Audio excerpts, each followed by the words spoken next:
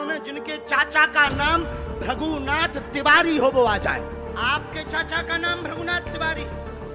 मेरे चाचा का नाम भृगुनाथ तिवारी है और वो भोपाल में रहते हैं, अभी मथुरा में। तो क्या तुम्हारे भाई का नाम राघवेंद्र तिवारी है?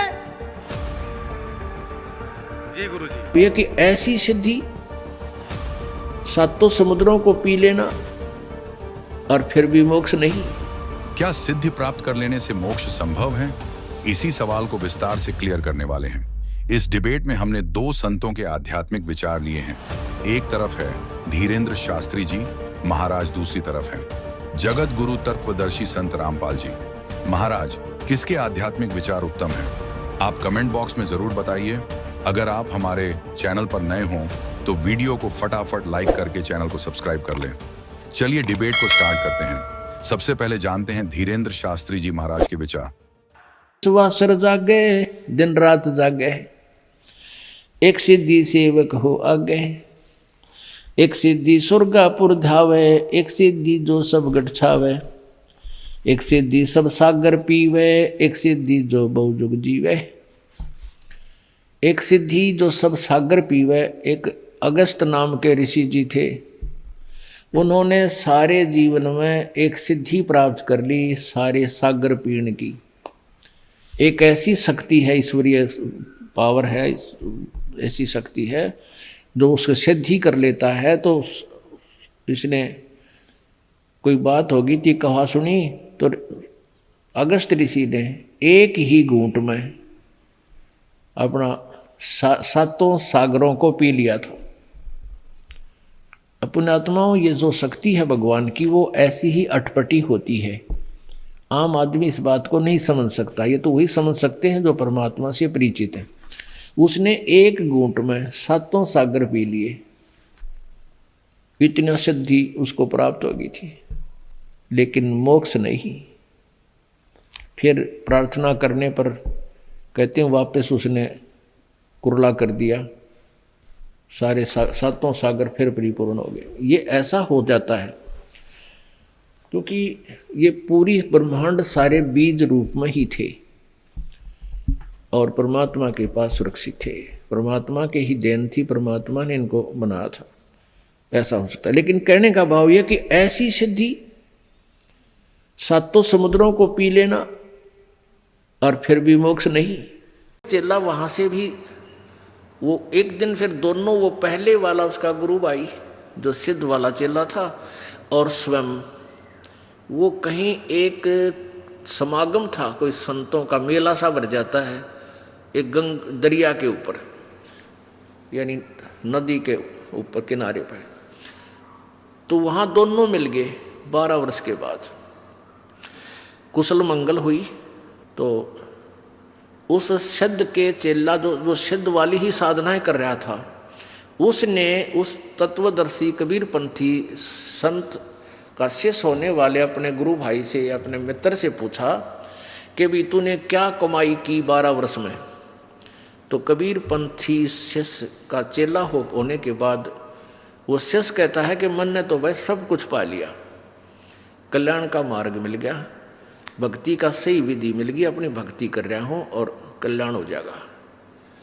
कहने लगा कोई तूने सिद्धि प्राप्त करी है तेरे पास कोई? तो बोला भाई ये डड़े डोन की हमने कति जरूरत कोई ना। तो वो कहता है सिद्ध का चेला कि देख तने तो जीवन खो दिया अपना, और मैंने 12 वर्ष में सिद्धि प्राप्त की है। क्या की है? जल के ऊपर के ऐसे चला गया परले किनारे जैसे जमीन पर चलता है,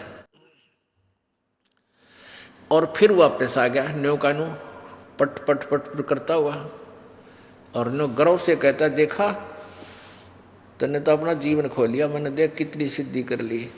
वो कबीर पंथी शिष्य का जो चेला था वो कहने लगा भले आदमी, तने 12 वर्ष में 2 अन्य की कमाई करी।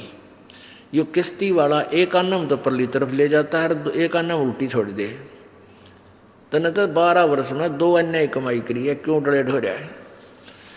फिर वो मित्र था, उसको भी परमात्मा की चाह थी, उसको पूरा ज्ञान समझाया। तो वो भी कहने लगा भाई फिर मन तो जीवन खो दिया, मुझे भी अपने गुरु जी से मुझे भी ये नाम दिला दे, मेरा कल्याण करवा दे। फिर वो शेष रोने लग गया, जो कबीरपंथी शेष का चेला था, फिर वो रोने लग गया। तो वो सिद्ध कहने लगा कि आप क्यों रो रहे हो?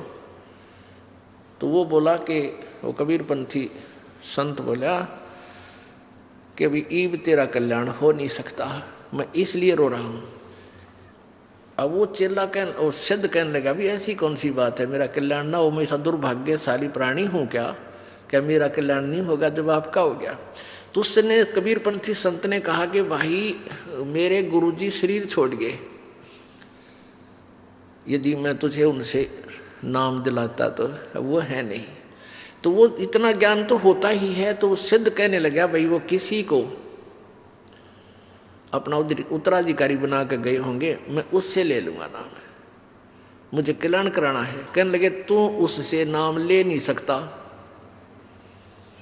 जिसको वो उत्तराधिकारी बनाकर गए हैं, क्योंकि वो सिद्ध जब वो एक गुरु के चेले थे दोनों, तो जो सिद्ध अभी भी सिद्धि ही कर रहा था वो सीनियर था, और वो कबीरपंथी शिष्य बना वो उसका जूनियर था, उस पहले वाले गुरु के। यहाँ सीनियर जूनियर की बीमारी सारा है। तो इसलिए उसने नो सोचा कि यो सीनियर है, मेरे तर मन ने मेरे पास यू नाम ले नहीं सकता, और ले लेगा तो यू कर नहीं सकता, क्योंकि इसके मन में यू काटा खटकेगा कि तो मेरे पास बाद का लगा हुआ है, इसलिए रो रहा था।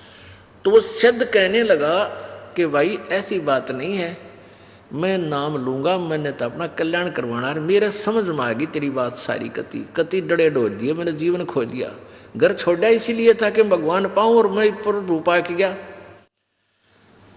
तो उसने कहा कि इस दास को आदेश देकर गए हैं, वो शरीर छोड़ गए थे, और मेरे से नाम आप ले नहीं सकते क्योंकि आप मेरे तो सीनियर थे। उसी समय वो सिद्ध पुरुष जो सिद्धि करता था, सिद्ध बना रहा था, अपने ही जूनियर के पैर पकड़ लिए, चरण टेक दिए, नहीं बोले रही ऐसा सस्ता सौदा, घर का गुरु है, इस तो बढ़िया वस्तु और कहाँ मिलेगी, मैं आपका बच्चा और आप मेरे परम पिता। जब भक्ति करनी है, परमात्मा पाना है, तो इसमें मर्यादा भी तो रखनी पड़ेगी। आप मेरे गुरुदेव, मैं आपका बच्चा, मैंने नाम दे दे, रुका नहीं जाता। तो पुण्यात्माओं, ऐसे हमने हर तरह से जो ना अपने आप को सेट करना पड़ेगा, हर प्रकार की बीमारी से निकलना पड़ेगा, मान से, बड़ाई से, ऊंच नीच से, इसे हटना पड़ेगा। तो यहाँ क्या बताते हैं, एक सिद्धि जल डूब न जाई, एक सिद्धि जल पैर न लाई, एक सिद्धि बो चोले धार है, एक सिद्धि नी तत्व विचार है।